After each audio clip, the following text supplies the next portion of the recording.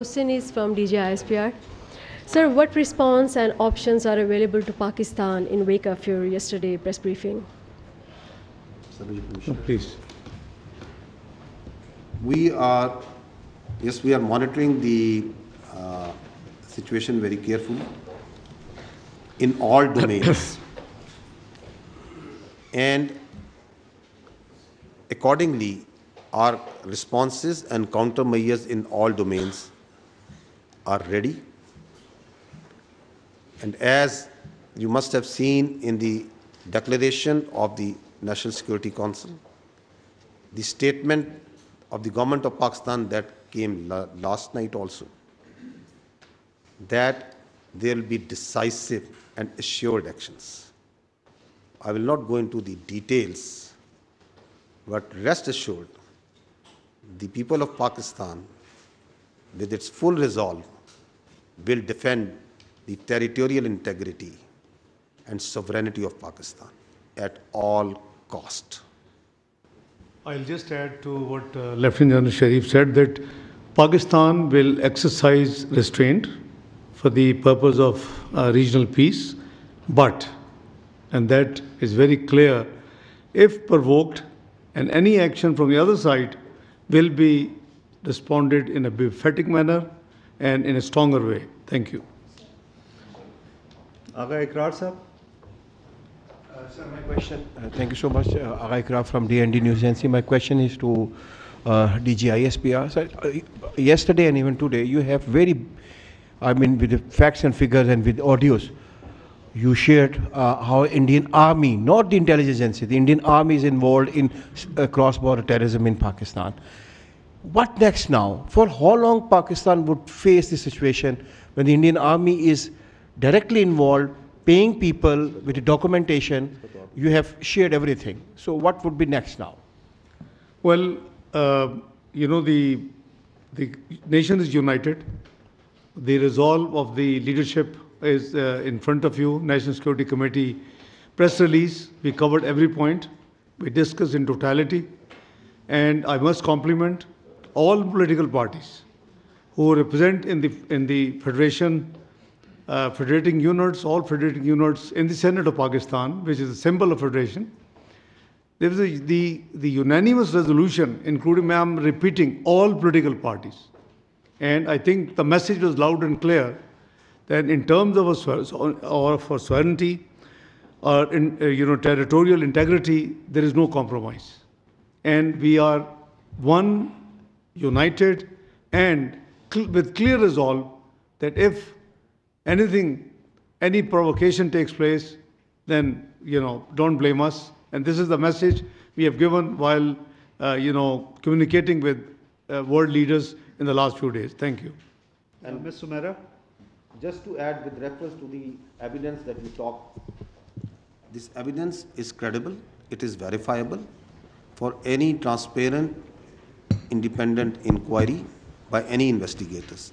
And Pakistan will take up this case, is taking up and will continue to take up this case of this state-sponsored and abetted terrorism with all forums, including the international community.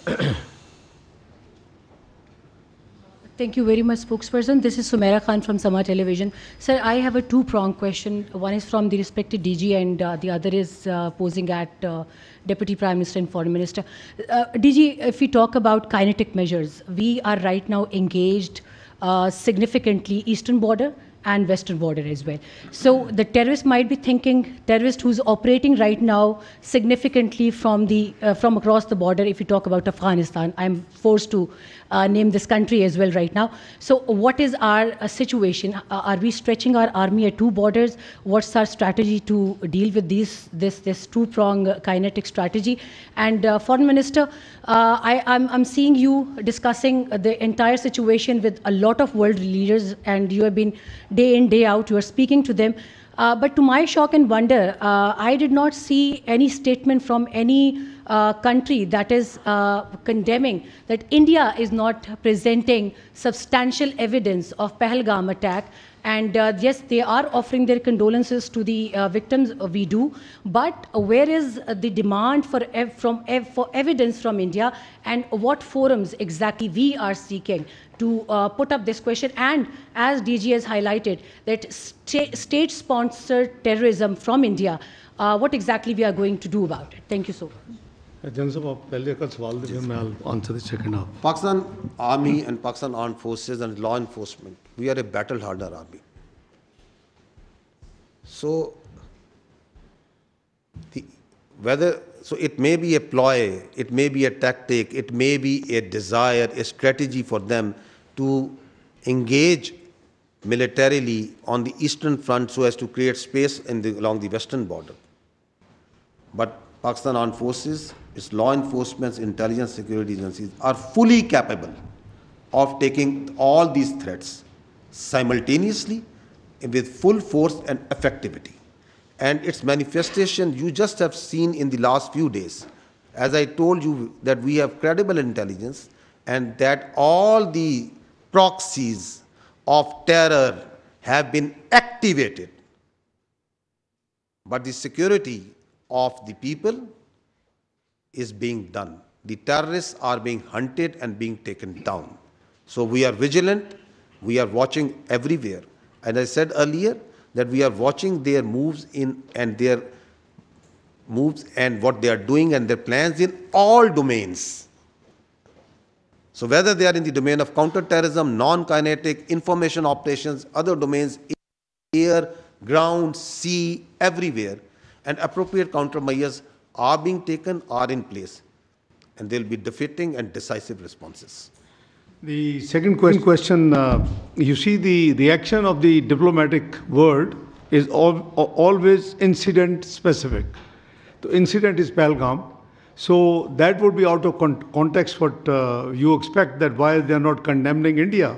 Obviously they are condemning the terrorism, everybody, but I don't know whether you have seen the Chinese statement, whether you have seen the Tayyip Erdogan, the president of Turkey statement, and I explained earlier that most of the global leaders, they were very, very candid and requested to exercise restraint, and that's why we have announced that we will not be the first one to take any escalatory move. So the policy of the government is absolutely clear, and that's what we are following. So surely this will be inappropriate, I think, at this stage.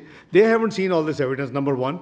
The discussion right now is focused on an incident. So, it will be out of context if somebody goes out of the way and starts condemning why you're not dealing with all these things. So this is for your education to sharing with the media, with the nation, with the international community, that's what Jan Saab and spokesperson have tried to just run you through. Thank you.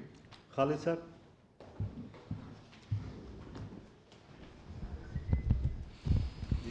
Khalid Mahmood ji express TV से।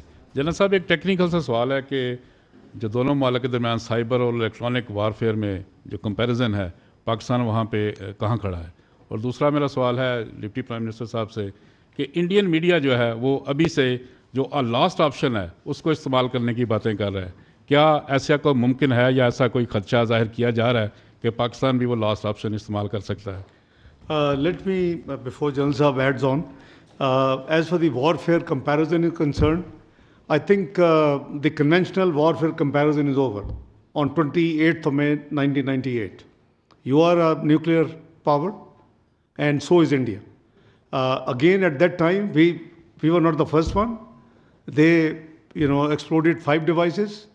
There was a lot of, offers from the world leaders, including President Clinton and many others. And Pakistan leadership, Mr. Muhammad Nawaz Sharif was the Prime Minister of Pakistan. We accompanied on 28th of May in NDC, where General Jagir Kramal gave a briefing. What you asked, comparative warfare. So the decision was we have to go and respond to represent the sentiments of the nation as well. So number one, so you are a nuclear power and you are recognized as a missile power as well. So no worries at all. Warfare is very much there. But when you say last option, if you are referring to the nuclear option, so obviously there is a national command authority in place in Pakistan, like all the countries who are nuclear, and it is their domain that in such eventuality that national command authority would meet, where again Prime Minister and the leadership of Prime Minister Shahbaz Sharif, the both the civil and military leadership who are the members of that command authority under the law of the land, they will sit and decide. Ji, ma'am. Want to add something? On these particular domains that in which